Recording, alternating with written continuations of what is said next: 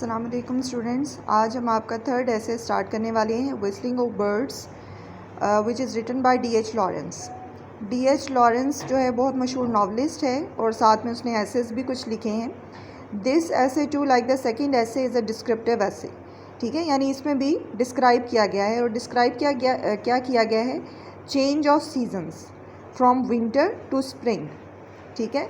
लेकिन इसके साथ साथ इसमें एक डीप फिलोसॉफिकल मैसेज भी दिया गया है। इसको आप सिंबॉलिक ऐसे भी कह सकते हैं। उसने एक्चुअली स्प्रिंग को इक्वेट किया है विद लाइफ, ठीक है, और विंटर को उसने एज अ सिंबल यूज़ किया है ऑफ डेथ। यानी कि विंटर जो है, क्योंकि वेस्ट के अंदर बहुत ज़्यादा हार्ड फ्रॉस्ट होता है, हार्ड विंटर होती है, तो ऑल एक्टिविटी स्टॉप, जिसकी वजह से उसने विंटर को डेथ के तौर पर लिया है और स्प्रिंग को उसने लाइफ से तशबीह दी, ठीक है। In the very first paragraph उसमें सिंपली उसने जो है विंटर के बारे में बताया है कि what was the effect of hard winter. First line में ही उसने कहा है the Frost held for many weeks, ठीक है।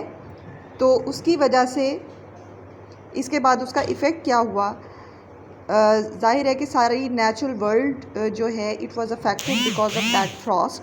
जितने भी बर्ड्स हैं, जितनी भी लिविंग चीज़ें हैं, वो सारी की सारी उनको वो मर गई। बहुत सारे परिंदे जो हैं उनकी डेथ हो गई और हमें बताया गया है कि उनके टॉर्न कार्कैसेस यानी कि उनकी लाशें जो हैं वो इधर उधर बिखरी हुई हैं।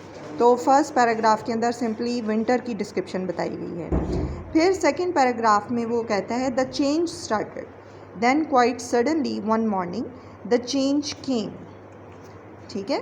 चेंज आ जाती है। चेंज क्या आती है कि आहिस्ता आहिस्ता वो स्नो जो है मेल्ट होना शुरू हो जाती है और जैसे ही थोड़ी सी गर्मी की वेव आती है, जैसे ही थोड़ी सी हरारत आती है, थोड़ा सा स्प्रिंग का भी सीज़न शुरू नहीं हुआ लेकिन उसकी थोड़ी सी इलामात ज़ाहिर होती हैं, तो क्या होता है, द बर्ड्स स्टार्ट सिंगिंग, ठीक है। सबसे पहले उसने डव्स का कहा है कि द डव्स वर क्वीइंग।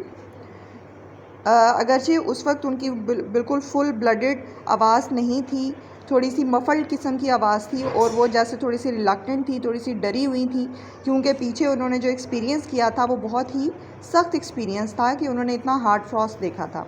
लेकिन इसके बावजूद जैसे ही पहली उनको उम्मीद मिली कि अब स्प्रिंग आने वाली है, तो वो अपने आप को रोक नहीं सकी एंड दे स्टार्टेड क्वीइंग। इसके बाद वो अपना रिस्पॉन्स बताता है थर्ड पैराग्राफ के अंदर कि it was startling and almost frightening, ठीक है, कि फौरी तौर पे इंसान की ये नेचर है कि वो चेंज को एक्सेप्ट नहीं करता, चाहे वो अच्छी चेंज ही क्यों ना हो, ठीक है। इससे पहले क्योंकि बहुत हार्ड फ्रॉस्ट आया और कोई एक्टिविटी नहीं थी, all the activity had ceased, तो इसकी वजह से राइटर ये कहता है कि हमें ये लगता है कि शायद ये बहुत ही अचानक हो गया है या बहुत ही ये फ्राइटनिंग किस्म का एक्सपीरियंस है।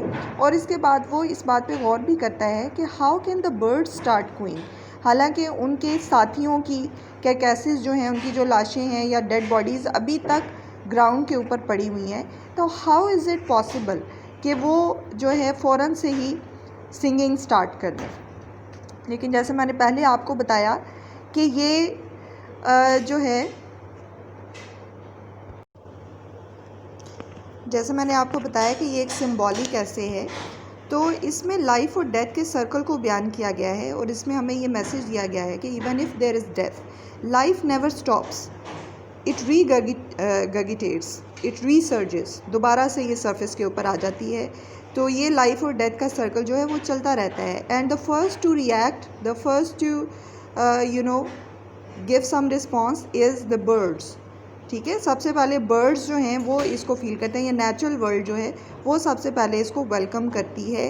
तो सेकंड पेज के ऊपर जो पैराग्राफ है उसके अंदर हमें बताया गया है कि बर्ड्स जो हैं वो फौरी तौर पे नए सीज़न को वेलकम करते हैं, ठीक है। ली मॉन्ड एस्ट मोर वाई विल ले मॉन्ड, यानी कि वो उसको जिंदाबाद कहते हैं और बल्कि वो पिछली वर्ल्ड को बिल्कुल ही भूल जाते हैं और वो सिर्फ वाइफ का यानी जिंदाबाद का नारा लगाते हैं, यानी कि एक होल सम किस्म का वेलकम जो है वो देते हैं इस नई वर्ल्ड को, ठीक है। इसके बाद भी जो पैराग्राफ्स आ रहे हैं उसमें इसी तरह का रिस्पॉन्स जो है वो दिया जा रहा है कि finally the winter is gone और नई वर्ल्ड जो है वो स्टार्ट हो चुकी है। तो सारे बर्ड जो हैं वो उसको ना सिर्फ बर्ड्स बल्कि दूसरे भी जानवर, टर्टल्स का वो तज़किरा करता है इसके अंदर कि हालांकि रिमेन्स ऑफ विंग्स वहाँ पर पड़े हुए हैं, लेकिन सारे ही बर्ड्स, टर्टल्स और जो भी जानवर हैं वो नए सीज़न को वेलकम कर रहे हैं।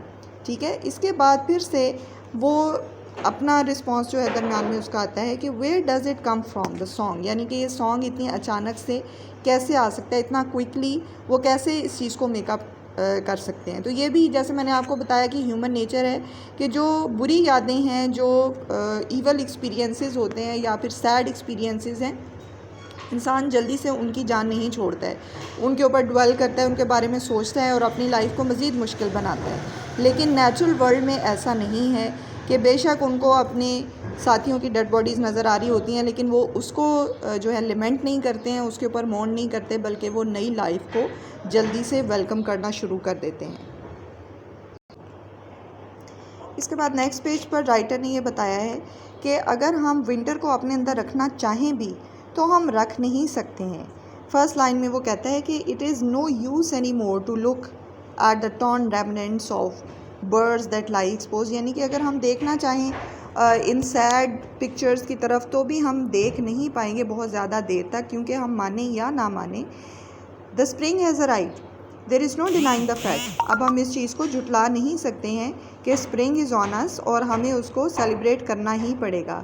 और फाइनली आहिस्ता आहिस्ता हमारा हार्ट भी इस चीज़ को एक्सेप्ट करने लगता है और हम उसको माने या ना माने, लेकिन बहरहाल एक नया स्प्रिंग जो है वो हमारे अंदर से भी फूटने लगता है, एक चश्मा जो है खुशी का वो हमारे अंदर से फूटने लगता है। फिर नेक्स्ट पेज पर वो बताता है कि जितना मर्ज़ी हम विंटर को जो है सेलिब्रेट कर ले, लेकिन फाइनली स्प्रिंग आ जाती है और हमारा हार्ट भी उसको वेलकम करना शुरू कर देता है। और इसकी वजह क्या है, यहाँ पर उसने जैसे मैंने बताया कि एक डीप फ़िलॉसफी उसने यहाँ पर डिस्कस की है और डेथ और लाइफ की फ़िलॉसफी को उसने बयान किया है। तो यहाँ पर वो कहता है that life and death are incompatible with each other. ठीक है, सेकेंड लास्ट पैराग्राफ के अंदर उसने कहा it is strange the utter incompatibility of death with life.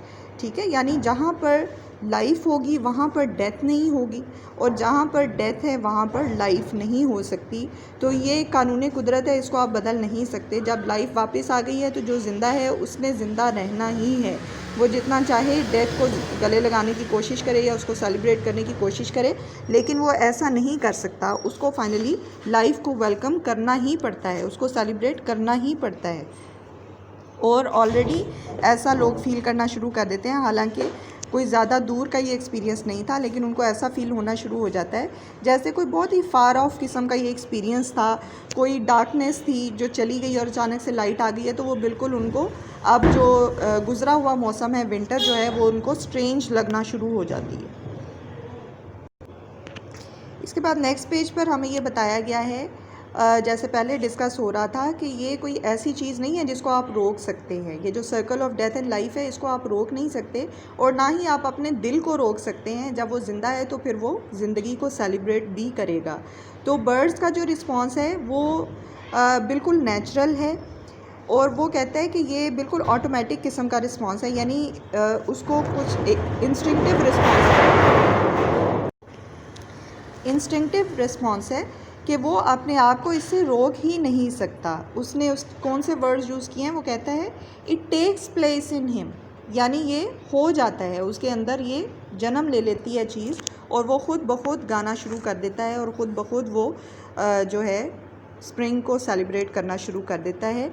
Next जो पैराग्राफ्स हैं उसमें भी यही बताया गया है। लास्ट पैराग्राफ में आप देख लें, the bird did not hang back, कि उसने अपने आप को रोका नहीं, उसने पीछे नहीं देखा, बल्कि वो आगे की तरफ देखता है कि आगे उसके पास जो है एक नई वर्ल्ड है और नई दुनिया उसके लिए उसका इंतज़ार कर रही है, तो वो उसको वेलकम करता है।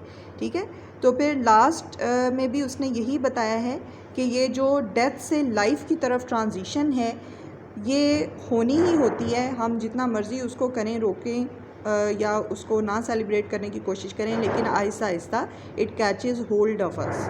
ठीक है, तो इसके अंदर भी हमें मैसेज जो दिया गया है, एक तो हम डिस्क्रिप्शन का क्वेश्चन तैयार करेंगे कि किस तरह से विंटर को उसने डिस्क्राइब किया है, फिर चेंज को डिस्क्राइब किया है फ्रॉम विंटर टू स्प्रिंग, ठीक है।